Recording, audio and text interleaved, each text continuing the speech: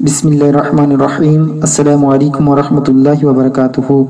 ناظرین کرام، اسلام کی بنیادی باتیں حصہ 3 میں ہم آپ کو خوش آمدید کہتے ہیں۔ آج انشاءاللہ اس ویڈیو میں ہم پڑھیں اور سنیں گے تراویح حصہ 2۔ ویڈیو آگے شروع کرنے سے پہلے ابھی تک آپ نے ہمارے چینل کو سبسکرائب نہیں کیا تو جلدی سے سبسکرائب کر لیں اور ساتھ بیل آئیکن کو بھی دبا دیں تاکہ ہر نئی آنے والی ویڈیو کا نوٹیفیکیشن آپ کو مل سکے۔ بسم اللہ الرحمن الرحیم۔ غلطی ہو جانے یا بول جانے کی صورتیں۔ سوال: اگر کسی وجہ سے تراویح کی نماز فاسد ہو جائے تو کیا کرنا چاہیے؟ جواب: اگر کسی وجہ سے تراویح کی نماز فاسد ہو جائے تو جتنا قرآن پاک ان رکعتوں میں پڑھا تھا دوبارہ پڑھے تاکہ ختم میں نقصان نہ رہے۔ سوال: اگر امام غلطی سے کوئی آیت یا سورت چھوڑ کر آگے بڑھ گیا تو کیا کرے؟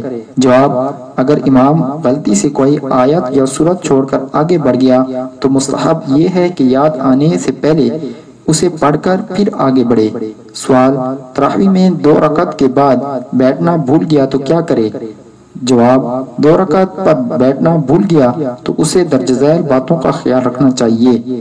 جب تیسری کا سجدہ نہ کیا ہو بیٹھ جائے، آخر میں سجدہ سہو کر لے۔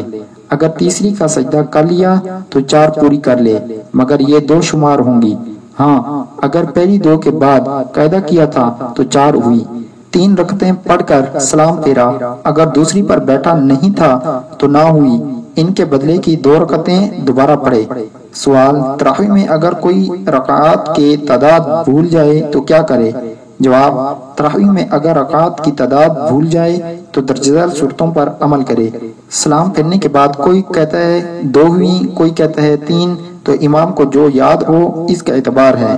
اگر امام خود بھی تذبذب کا شکار ہو تو جس پر اعتماد ہو اس کی بات مان لے۔ اگر لوگوں کو شک ہو کہ 20 ہوئیں یا 18 تو 2 رکعت تنہا پڑھ لیں۔ تراویح سے مراد ہر 4 رکعت کے بعد کا وہ وقفہ ہے جس میں اتنی دیر آرام کے لیے بیٹھا جاتا ہے جتنی دیر میں 4 رکعت پڑھی ہیں، اور یہ مستحب ہے۔ سوال: تراویح کے دوران کیا کرنا یا پڑھنا چاہیے؟ جواب: تراویح کے دوران اختیار ہے، چپ بیٹھا رہے یا ذکر و درود اور تلاوت کرے یا تنہا نفل پڑھے یا تسبیح بھی پڑھ سکتے ہیں۔ سبحان العزت والعظمت والحیبت والقدرت والکبریاء والجبروت سبحان الملک الحی الذی لا ینام ولا یموت سبوح قدوس ربنا ورب الملائکۃ والروح اللہم اجرنی من النار یا مجیر یا مجیر یا مجیر برحمتک یا ارحم الراحمین۔ تراویح پڑھنے کی اجرت لینا۔ سوال: تراویح پڑھانے کی اجرت لینا کیسا؟ جواب: تراویح پڑھانے کی اجرت لینا ناجائز و حرام ہے، چنانچہ اعلیٰ حضرت امام اہل سنت مولانا شاہ امام احمد رضا خان علیہ رحمۃ الرحمن کی بارگاہ میں اجرت دے کر میت کے ایصال ثواب کے لیے ختم قرآن اور ذکر اللہ کروانے سے متعلق جب استفسار پیش ہوا تو جواباً ارشاد فرمایا: تلاوت قرآن و ذکر الہی پر اجرت لینا دینا دونوں حرام ہے، لینے دینے والے دونوں گنہگار ہوتے ہیں، اور جب یہ فعل حرام کے مرتکب ہیں تو ثواب کس چیز کا؟ اموات یعنی مرنے والوں کو بھیجیں گے۔ گناہ پر ثواب کی امید اور زیادہ سخت و اشد یعنی شدید ترین جرم ہے۔ سوال: اگر تراویح پڑھانے کی اجرت طے نہ کی اور لوگ یا انتظامیہ کچھ خدمت وغیرہ کریں تو کیا یہ لینا جائز ہے؟ جواب: اگر تراویح پڑھانے کی اجرت طے نہ کی جائے اور لوگ یا انتظامیہ کچھ خدمت وغیرہ کریں تو یہ لینا جائز نہیں، کیونکہ طے کرنے ہی کو اجرت نہیں کہتے، بلکہ یہاں تراویح پڑھانے اس لیے آتے ہیں کہ معلوم ہے کہ یہاں کچھ ملتا ہے، اگرچہ طے نہ ہوا ہو تو یہ بھی اجرت ہی ہے، لہٰذا یہ ناجائز و حرام ہے۔ نیز اجرت رقم ہی کا نام نہیں بلکہ کپڑے یا غلہ وغیرہ کی صورت بھی اجرت ہی ہے۔ ہاں، اگر حافظ صاحب اصلاح نیت کے ساتھ صاف صاف کہہ دے کہ میں کچھ نہیں لوں گا، یا پڑھانے والے کا کہہ دے نہیں دوں گا، یا پھر بھی حافظ صاحب کی خدمت کر دیں تو حرج نہیں کہ اعمال کا درمدار نیتوں پر ہے۔ سوال: اگر حافظ صاحب اجرت نہ ملے مگر اپنی تیزی دکھانے، خوش آوازی کی داد پانے اور نام چمکانے کے لیے قرآن پاک پڑھائے تو کیا اسے ثواب ملے گا؟ جواب: اگر حافظ اجرت نہ لے مگر اپنی تیزی دکھانے، خوش آواز کی داد پانے اور نام چمکانے کے لیے قرآن پاک پڑھے تو ثواب تو دور کی بات، الٹا حب جا اور ریاکاری کی تباہکاری میں جا پڑے گا۔ لہٰذا پڑھنے پڑھانے والوں کو اپنے اندر اخلاص پیدا کرنا ضروری ہے۔ متفرق مسائل۔ سوال: اگر کوئی الگ الگ مسجد میں تراویح پڑھے تو کیا اس کا ایسا کرنا درست ہے؟ جواب: جی ہاں، اگر کوئی الگ الگ مساجد میں تراویح پڑھانا چاہتا ہو تو وہ ایسا کر سکتا ہے، مگر اسے خیال رکھنا چاہیے کہ ختم قرآن میں نقصان نہ ہو۔ مثلا 3 مساجد ایسی ہیں کہ ان میں ہر روز سوا پارہ پڑھا جاتا ہے تو تینوں میں روزانہ باری باری جا سکتا ہے۔